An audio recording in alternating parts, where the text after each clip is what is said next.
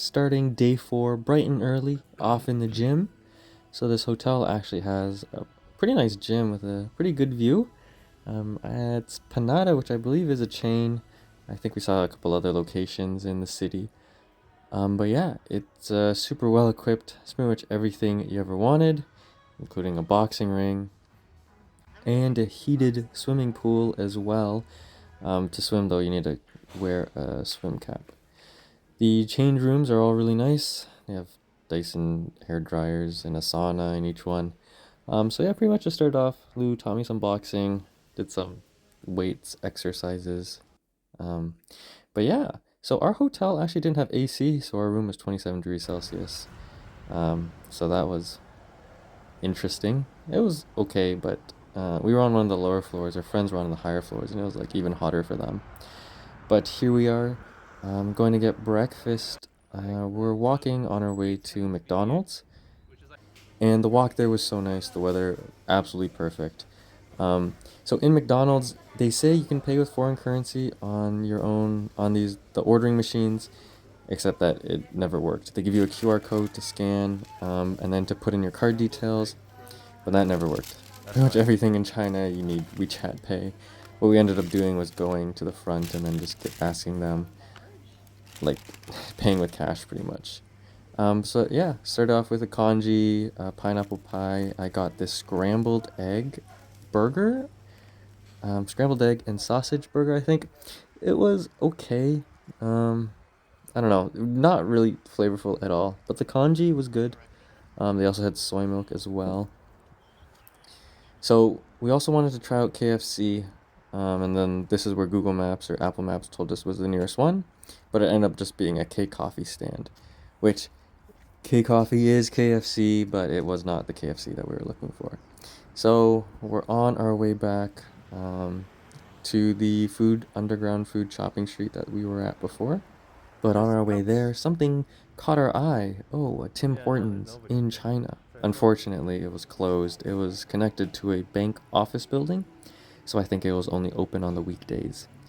But anyways, we make our way back to the underground food shopping street. I buy myself this cherry bubble tea, while Mubin and Lulu buy KFC.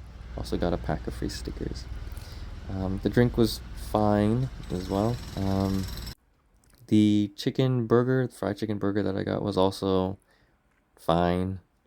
Nothing spectacular or mind blowing.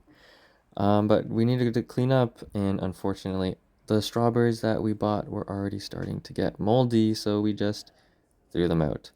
But just a quick tour of our friend's executive room with access to the executive lounge and free drinks and free food and whatnot. We didn't really have much of a plan today. We just packed up and came to this mall in Shenzhen. Probably Shenzhen's fancy mall. It was just full of just super expensive stores. Stuff that was definitely out of my budget. So Susie went off to get a haircut, and while we were doing that, we just explored. So here's an Arabica. It was interesting. They had a sign that said, "With Canada from Love," because they had a maple latte. But it was quite expensive. I think more expensive than here in Canada, and you can also get that drink here too. So while waiting for Susie's haircut to be finished, we were just exploring the surrounding areas. Went to a bookstore, um, snacked a little bit, and then also exploring the surrounding malls. Just buying time. But yeah, Susie finished her haircut, and we got in the car, driving to the Macau ferry terminal. So while Susie and Michael were off dropping off the car, we got dinner at this like family-run halal restaurant. It was really good actually, really cheap too. This area seems to be like a new development, so it's mostly just like construction workers here. But yeah, the food was good, and now we're just at the ferry terminal waiting for Michael. I think originally our plan was to take a 7 o'clock ferry, but it took like twice the amount of time I think for them to come back than anticipated. So we ended up taking like the 9 o'clock ferry, the very last one to Macau for the day. So we're finally off the ferry, gone through immigration. They give you this piece of paper instead of stamping your passport, and I think if you ever want to check into a hotel in Macau, you need that paper. So don't lose it. Here we are waiting for the Venetian shuttle bus that'll take us to the Venetian, which is where we're actually staying tonight. Taking our first glimpse into Macau. I've actually never been here at night. Came here just for a day trip.